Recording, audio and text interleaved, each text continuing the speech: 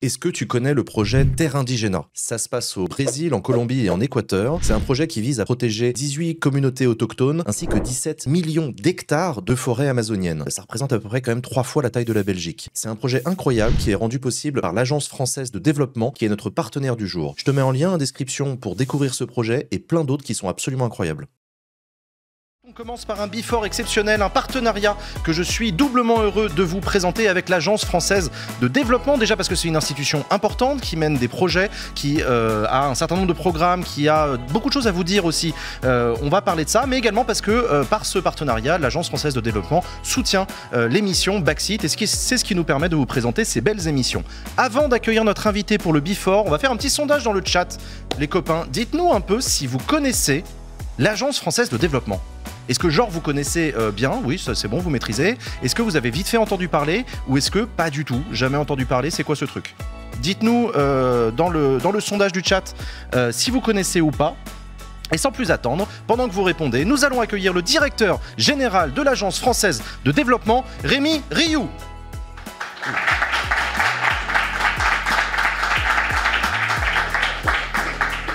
Bonsoir Rémi. Bonsoir Jean. Merci d'être avec nous. Très heureux de t'accueillir sur le plateau de Backseat. On va commencer par te présenter toi un petit peu.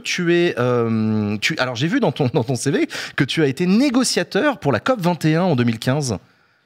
Oui, j'étais au ministère des Affaires étrangères à l'époque. J'étais dans l'équipe de Laurent Fabius, de Laurence Tubiana. Et moi, j'étais en charge, comme je venais du ministère des Finances, j'étais en charge, ça m'a amené jusqu'à l'AFD d'ailleurs, de la partie financière en fait. Comment on va financer la lutte contre le changement climatique. Et donc, tu as participé au négo, du coup, au nom de la France. J'étais au Bourget pendant 15 jours, là, jour et nuit, à voir comment ça fonctionne, une grande négociation internationale, en l'occurrence réussie, puisque l'accord de Paris, il est toujours là, il nous guide dans notre action.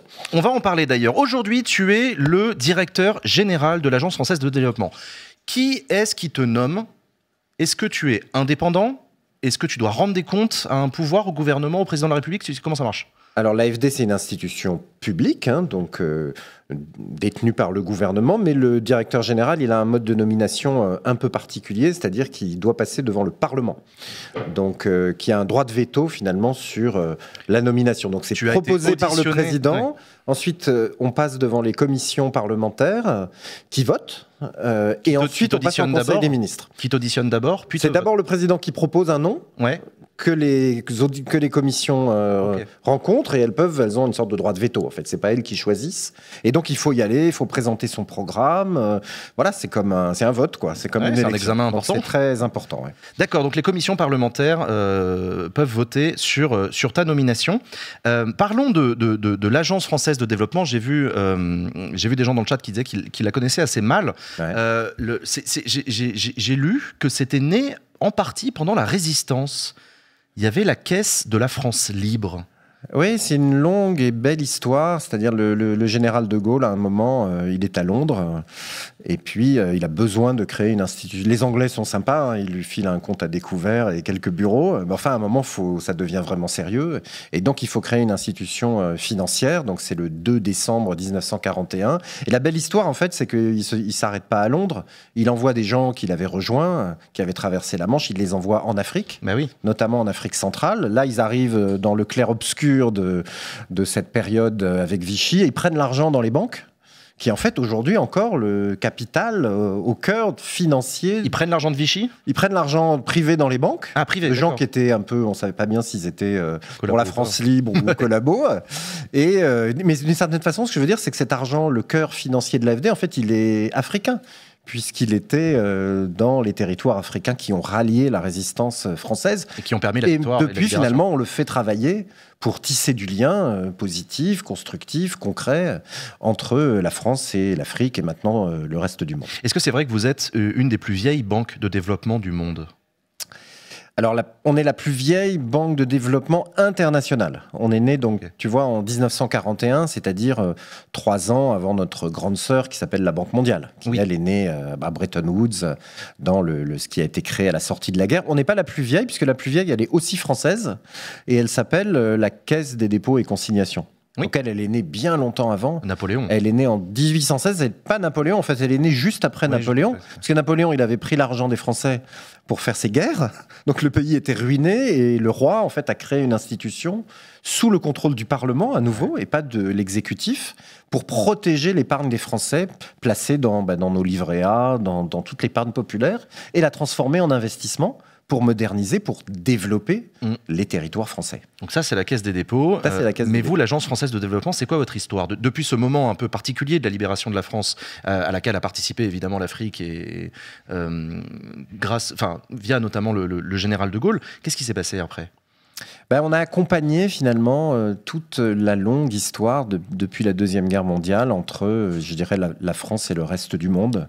Donc on a été la caisse centrale de la France d'outre-mer, à l'époque de la France d'outre-mer, ce qui explique d'ailleurs qu'on est à Mayotte, on est en Nouvelle-Calédonie encore, et puis on est devenu la caisse centrale de coopération économique après les indépendances africaines. Donc on est devenu l'instrument pour coopérer avec le reste du monde. Et puis bien sûr ensuite est apparu à partir de 1992 et du sommet de Rio le grand agenda du développement durable qui est allé jusqu'à l'accord de Paris. Et là on est devenu la Caisse puis l'Agence française de développement. Et la dernière étape depuis 1999 c'est de rassembler tous les instruments finalement utiles pour créer du lien avec le reste du monde dans une seule institution, un groupe maintenant qui s'appelle le groupe AFD, et de faire travailler ça le plus activement possible. Alors, la France n'est pas le seul pays à avoir une agence de développement. Tu es par ailleurs le président de Finance en commun, qui est le nom d'un regroupement de plusieurs banques de développement à travers le monde, c'est ça ? Alors, on les a toutes rassemblées, en fait. Toutes. Et pas que les internationales, précisément. On est allé chercher les caisses des dépôts, c'est-à-dire les banques qui, dans chacun des pays, on en a trouvé 530 dans le monde. Donc c'est gros, ça fait 2500 milliards de dollars d'investissement chaque année. Ah oui, c'est énorme. Donc c'est 15% de tout l'investissement mondial. Il y en a 85%, c'est de l'investissement privé.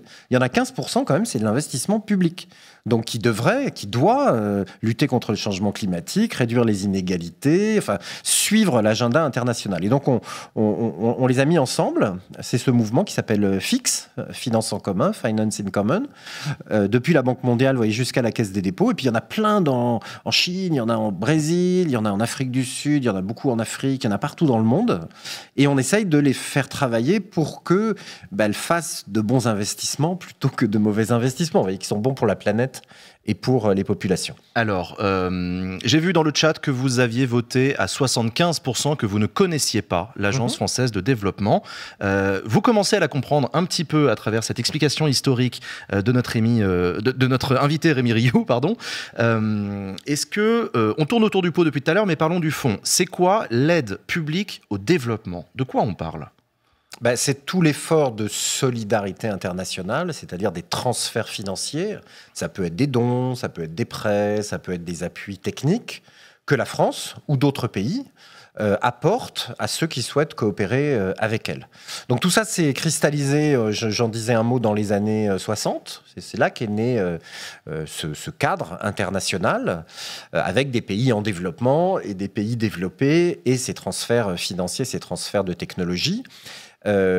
Évidemment, tout ça est en train de changer en profondeur avec le climat, en fait, parce que on est en train de se rendre compte, notamment nous ici en France, on a mesuré les derniers étés, en particulier, à quel point notre pays est fragile, en fait, au changement climatique. Le changement climatique est en train de devenir la matrice du. D'une certaine façon, on est tous en développement. Ouais. D'ailleurs, l'agenda, vous savez, l'agenda théorique, le grand agenda des Nations Unies que j'ai au revers de ma veste, là, les objectifs de développement durable, c'est la première fois qu'on a un agenda universel, c'est-à-dire tous les pays du monde doivent atteindre les objectifs de développement durable en 2030, probablement plutôt en 2050, qu'on soit la France, quel que soit le point de départ, finalement. Et donc, on est en train de transformer profondément cet agenda, ces instruments, ces institutions, j'allais dire un peu au-delà de l'aide publique au développement telle qu'on l'entendait historiquement. Alors, ça représente quoi l'activité de l'Agence française de développement en termes de chiffres ? Donc nous, on vient de terminer l'année. Là, on avait notre conseil d'administration la semaine dernière. On termine l'année à un peu plus de 13 milliards d'euros de financement chaque année.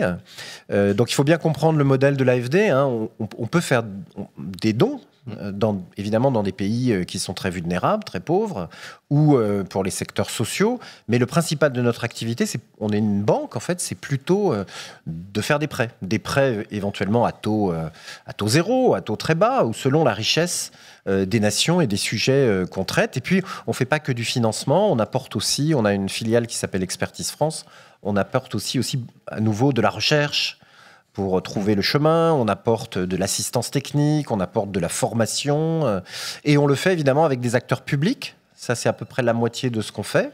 Donc, on travaille avec les gouvernements par exemple, oui. Mais peut-être plus intéressant, on travaille beaucoup avec tous les autres acteurs. Donc, le secteur privé, la société civile, évidemment, partout, les entreprises publiques, le secteur financier. Je dirais, on cherche systématiquement, voilà, quel est le bon chemin, quel est l'acteur local qu'on peut renforcer, puisque notre façon de travailler, c'est toujours de nous appuyer sur des acteurs locaux. C'est jamais nous qui faisons dans un pays étranger les opérations elles-mêmes. Alors, on a une carte d'ailleurs des montants que vous investissez dans le monde entier. On voit que vous accompagnez des projets vraiment partout dans le monde. Est-ce que tu as des exemples de projets concrets que vous accompagnez ? Je reviens par exemple, j'étais hier en Serbie, là, donc j'ai une bonne semaine. Là. Moi, je reviens de Serbie, je pars à Djibouti, puis en Éthiopie. Donc là, c'est tout frais pour moi. J'ai vu le travail qu'on fait sur la gestion des déchets. En Serbie, qui est un énorme problème à Belgrade. On le fait d'ailleurs avec des entreprises françaises, avec Veolia, avec Suez, même si c'est les Serbes qui choisissent. Et on le fait en créant des grands centres dans chaque région de Serbie. Et puis ensuite, bien sûr, il y a tout le travail précis avec la société civile, notamment pour apprendre aux gens à trier les déchets pour ne pas remplir les... Donc ça, c'est les centres trop rapidement. Ça, c'est un exemple. Un autre exemple, peut-être, j'étais en Afrique du Sud il y a quelques semaines. Là, ce qu'on fait en Afrique du Sud, c'est vraiment tout le travail autour de finalement la sortie du charbon. Parce que ça, c'est une source d'émissions majeure. Il y a des grands engagements internationaux pour sortir du charbon. Mais enfin, après, il faut le faire concrètement. Et puis, c'est très compliqué. Il y a une région qui s'appelle le Mpumalanga en Afrique du Sud, qui est la grande région minière. Tout le monde vit du charbon. C'est un peu comme nous, autrefois, en Lorraine. Oui, dans le Nord, oui. Dans le Nord, dans le centre.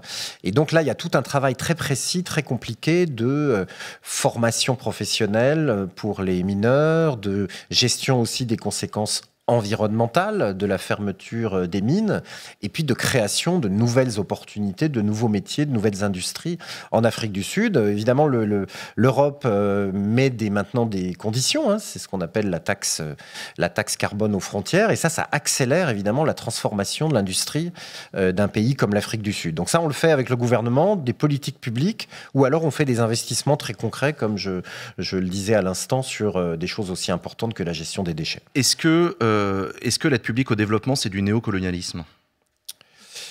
Je vous ai rappelé notre histoire, donc c'est pas né à l'époque coloniale. En fait, vous savez, l'époque coloniale, le principe, c'était que les colonies s'autofinançaient. Donc c'était plutôt, et il faut bien le dire, l'époque coloniale, c'était plutôt un modèle extractif. Donc c'était l'inverse. C'était les pays riches qui prenaient aux pays pauvres. Donc en fait, les institutions comme l'AFD sont nées après l'époque coloniale. En fait, elles sont nées au moment où on s'est mis à transférer dans l'autre sens des ressources. D'accord. Donc on est plutôt, je dirais, né à l'époque, si on veut, un peu post-coloniale. Ouais. Alors ça ne veut pas dire qu'on n'a pas pris une certaine forme historique, qu'on n'a pas joué un rôle dans ce moment. Et à l'évidence, on est en train de sortir de cette période avec l'affirmation des pays du Sud. Dans la gouvernance mondiale, j'ai vu récemment, j'étais à Dakar, où j'ai vu le président Faye.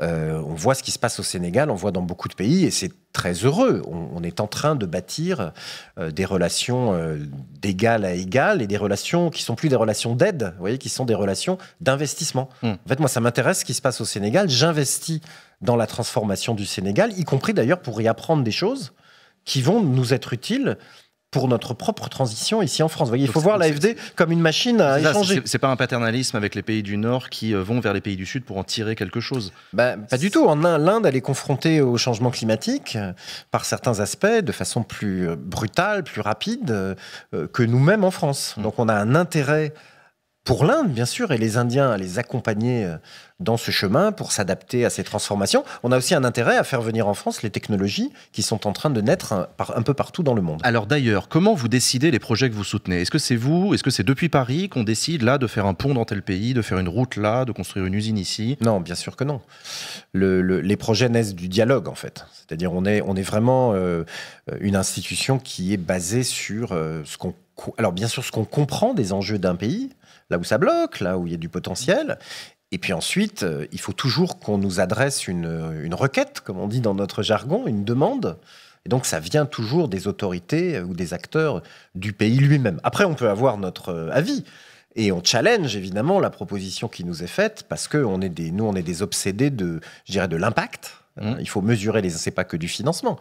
Il faut mesurer ce qui a changé dans la réalité. Et puis, on est des obsédés aussi de la pérennité. C'est-à-dire, nous, on est sur les structures, en fait. Nous, on fait pas d'aide humanitaire, par exemple. On est uniquement sur les questions, ce qu'on appelle de développement, c'est-à-dire de transformation des systèmes éducatifs, d'amélioration des systèmes de santé, d'adaptation au changement climatique. Voilà, il y a des choses qui vont rester. Au vu de la situation politique française un peu compliquée en ce moment, est-ce que vous avez peur pour le financement de l'aide française au développement? Les enjeux budgétaires en ce moment notamment sont en cours de négociation, les restrictions, on ne sait pas encore. Bon, moi, tu l'as pas mentionné, mais j'étais le directeur de cabinet d'un ministre des Finances en 2012. C'était Pierre Moscovici. Ah oui. Pendant 2 ans, on a ajusté à l'époque assez sévèrement parce qu'il fallait le faire. C'était l'époque de la crise grecque, notamment.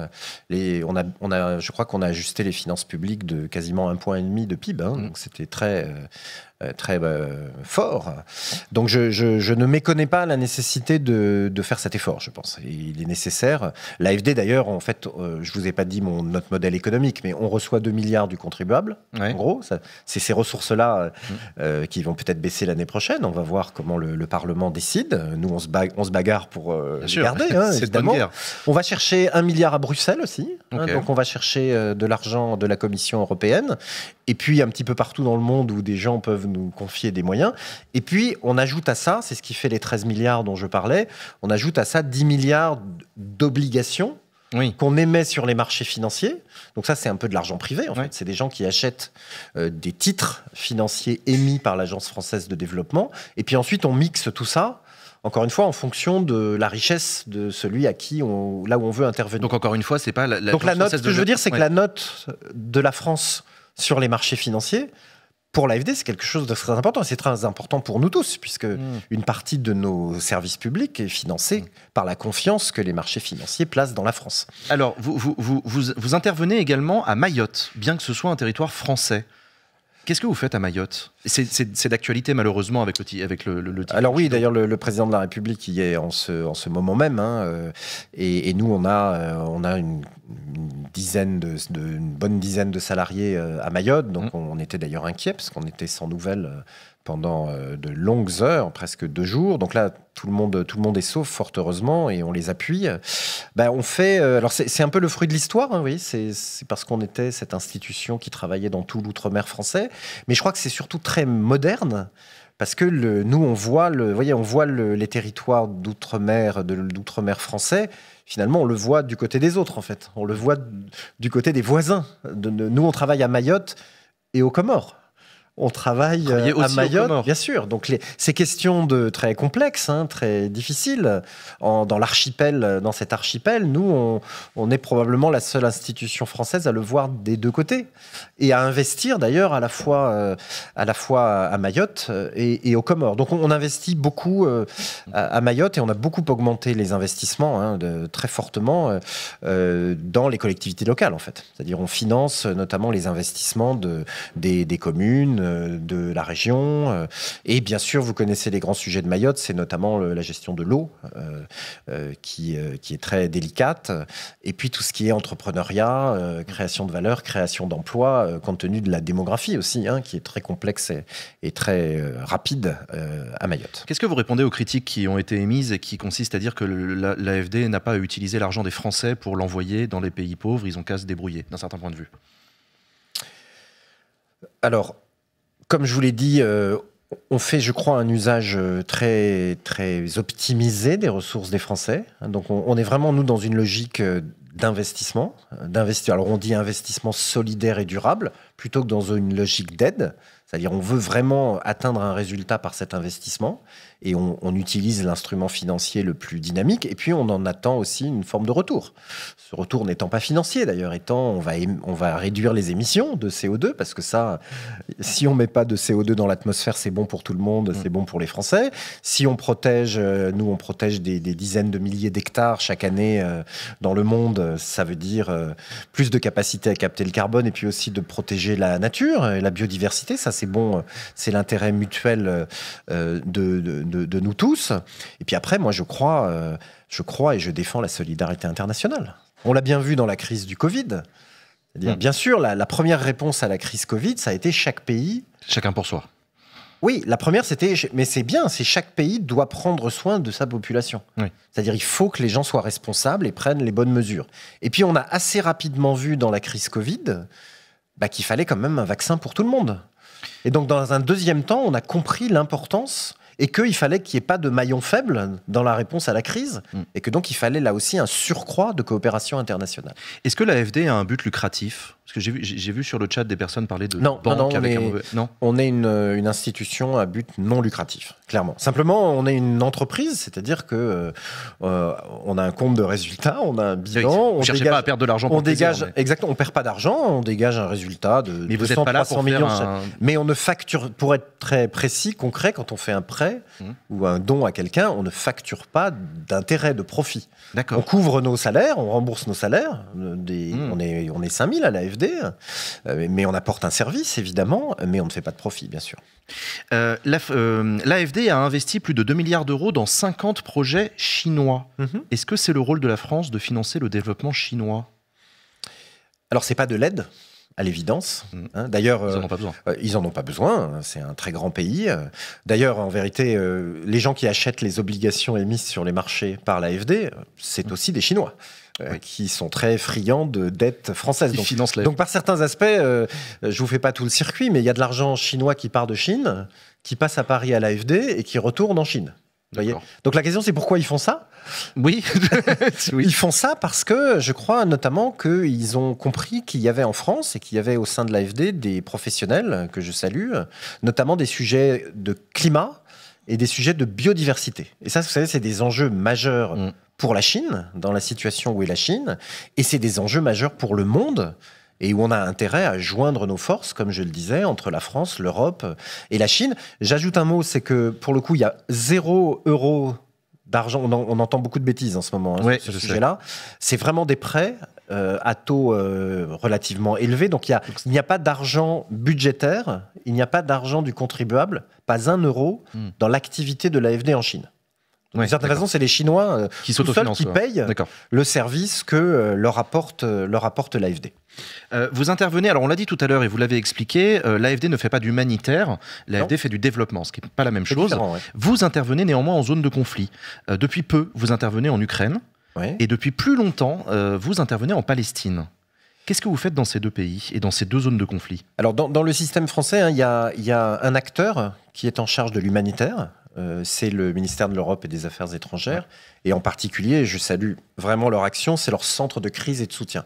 Donc il y a en ce moment... qui ont apporté du matériel à Gaza, notamment. Qui apportent à Gaza et qui sont capables... Mais vous voyez, l'aide humanitaire, d'une certaine façon, c'est un peu le contraire du développement. C'est-à-dire il faut agir très rapidement, il faut éventuellement savoir agir en mettant de côté, parce que c'est la guerre, les acteurs locaux, parce qu'il faut juste amener, il faut sauver les gens.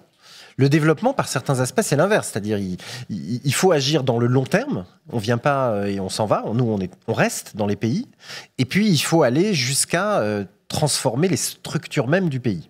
Et c'est là que les territoires en crise, les pays en crise sont si importants. C'est qu'une crise, c'est aussi, il faut en avoir conscience, une crise, c'est aussi un moment où les structures d'un pays bougent, en fait. Vous voyez, parfois, les pays sont installés dans des équilibres politiques, dans des équilibres économiques, sociaux, qui sont sous-optimaux, en fait. Et où il y a des phénomènes de rente, où il y a des dominations, et donc des gens qui souffrent. Et parfois, dans la crise, ces gens-là sont déstabilisés. Ces équilibres sont déstabilisés. Pour le meilleur comme pour le pire. Pour le meilleur comme pour le pire, absolument. Ça peut aussi se refermer sur quelque chose d'encore pire, mais ça peut aussi amener à des situations où il y a plus de développement, en fait. Donc mon point, c'est, vous savez, on parle souvent, on dit le continuum, c'est-à-dire il faut d'abord amener de l'humanitaire, ensuite il faut amener des diplomates pour trouver une solution politique, puis après il faut amener des militaires, et puis les gens du développement, ils viennent seulement à la fin. Moi, je pense que non, il faut avoir, moi j'appelle ça le contiguum. Il faut avoir à tout moment dans un territoire en crise l'ensemble, les 3D en fait, la diplomatie, le développement et la défense en fait, les outils militaires. Donc c'est ça qu'on essaye de faire, hein. C'est très difficile en ce moment, mais on a continué à travailler dans les territoires palestiniens. En Palestine par exemple, voilà. Absolument. Là hier on a financé avec d'ailleurs des fonds du Qatar aussi, hein. C'est des fonds français et des fonds du Qatar, l'hôpital Saint-Joseph en territoire palestinien, qui est un minimum de services de santé de base. On a investi plus de 500 millions dans les territoires palestiniens, notamment à Gaza, où on avait financé, j'y reviens parce que c'est très important, tout le système de collecte et de gestion des déchets. Donc beaucoup de services de base. Gaza aujourd'hui est à terre, on verra le développement. On ne sait pas exactement où en sont les infrastructures qu'on avait financées. On a hâte évidemment de pouvoir à nouveau apporter notre soutien. Vous l'avez dit tout à l'heure, tu l'as dit tout à l'heure, il y a un enjeu important autour du développement durable, qui est quasiment en train de devenir la matrice du développement, de l'aide au développement partout dans le monde. Ouais. Qu'est-ce que vous faites? Comment est-ce que vous répondez à l'urgence climatique? Est-ce que c'est des développements à long terme qui sont nécessaires compte tenu de l'urgence? C'est pour ça que moi je me bats un petit peu contre l'aide publique au développement. Ouais.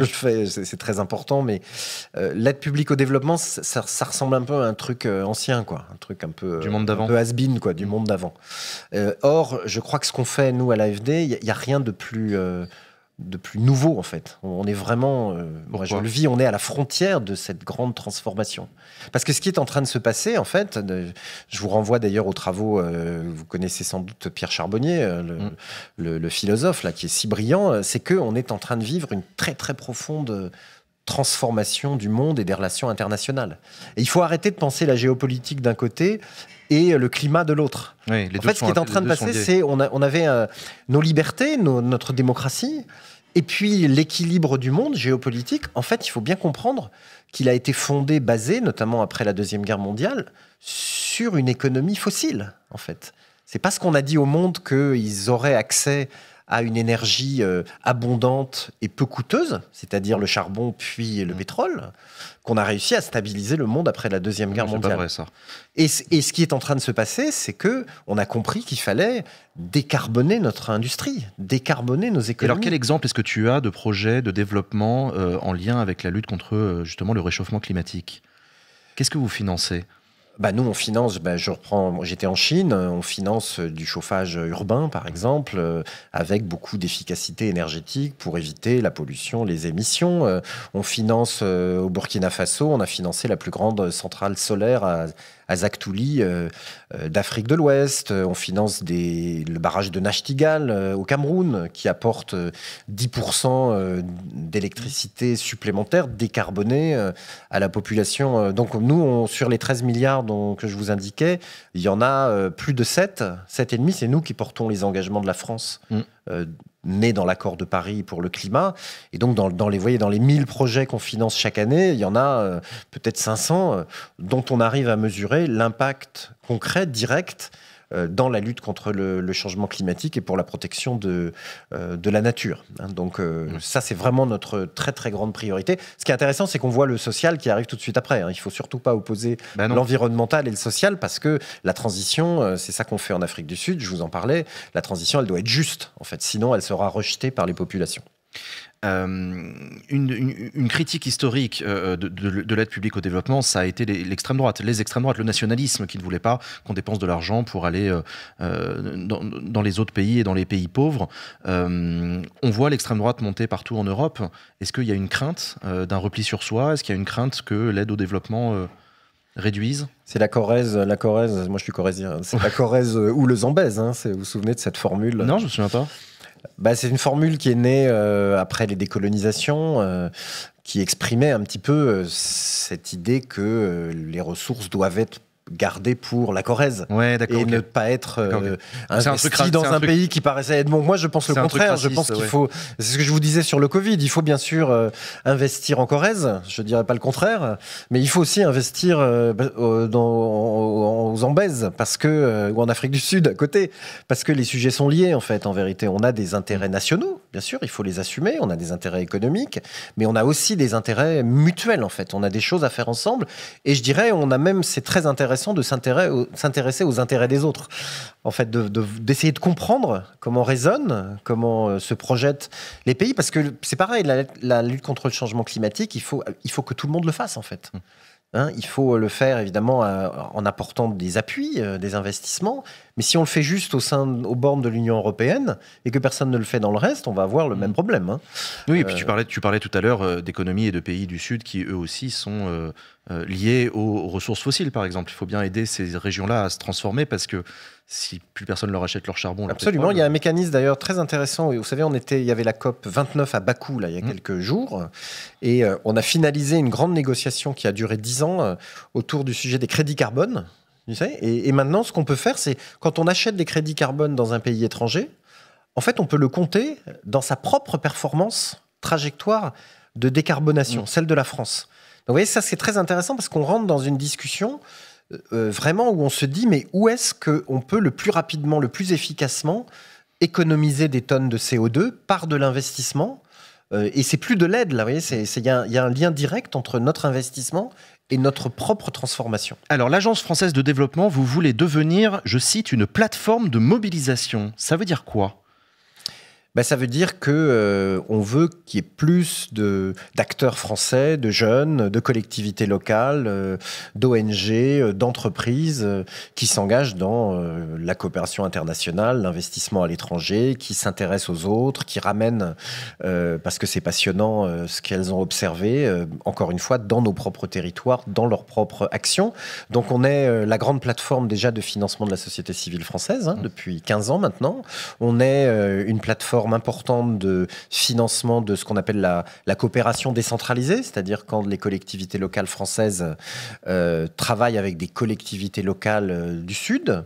Et puis on a lancé par exemple un média qui s'appelle Tilt, qui est un agrégateur de beaucoup de contenus, notamment comment devenir volontaire, des choses très concrètes, et puis aussi des vidéos, des exemples. On y met beaucoup des projets qu'on finance en direction de la jeunesse. Et on a un travail aussi auquel je suis très attaché avec le ministère de l'Éducation nationale. On a pris l'engagement, je crois, d'ici à 2027, de sensibiliser un lycéen, un collégien sur 2, donc c'est très ambitieux, c'est pas mal, oui. au sujet du développement durable en fait, et ces objectifs de développement durable. On fait même avec eux des sortes de négociations, des fausses négociations internationales, pour qu'ils comprennent un peu à quel point c'est difficile, mais en même temps comment on peut trouver un chemin collectif. On peut retrouver l'Agence française de développement, notre partenaire du jour, sur son site internet, sur Instagram, sur Twitter, sur Facebook. Je rappelle, Rémi Rioux, que tu es le directeur général de l'Agence française de développement, également le président de Finance en commun. Tu es également l'auteur d'un livre qui s'appelle Pour un monde en commun, paru aux éditions Actes Sud, que j'ai dans les mains. Un dialogue écrit avec Achille Mbembe et qui pose les regards croisés entre Afrique et Europe sur les grandes questions de notre époque. Et tu veux nous parler d'un autre livre ? Non, je voulais juste vous en montrer un autre. Vas-y. Parce qu'il n'est pas sorti encore, il sortira en janvier. Mais c'est une exclue. Il sort chaque année, en fait. Il y avait dans cette belle collection là, quand on veut en 2 heures prendre connaissance d'un sujet économique, il y avait l'économie mondiale, il y avait l'économie européenne, il y avait l'économie française, il n'y avait pas l'économie africaine. Et donc, ça fait maintenant 5 ans qu'on publie chaque année au mois de janvier.